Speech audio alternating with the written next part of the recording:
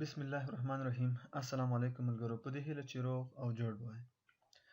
په دې ویډیو کې په دې باندې غږیږو چې څنګه کولی شو د کمپیوټر ټول هغه ډرایورز چې موږ په خپل کمپیوټر کې انسټال کړي دي هغه د یو کمانډ په واسطه په یو ځل ټول وګورو. نو طریقه یې د یو کمانډ په واسطه ده. یوازې یو کمانډ نه موږ استفاده کوو. نو ملګرو همدا ویډیو تر پایه سره وګورئ.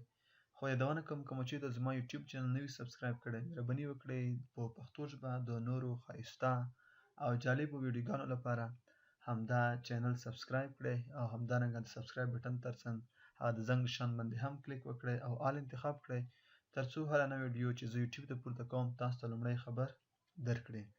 ملګرو طریقه په دې ډول ده. راځو لومړی CMD ته.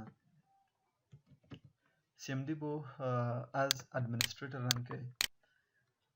کمانډ دا کمانډ دی تاسو به ورته ولیکئ چې ډرایور کویری انټر.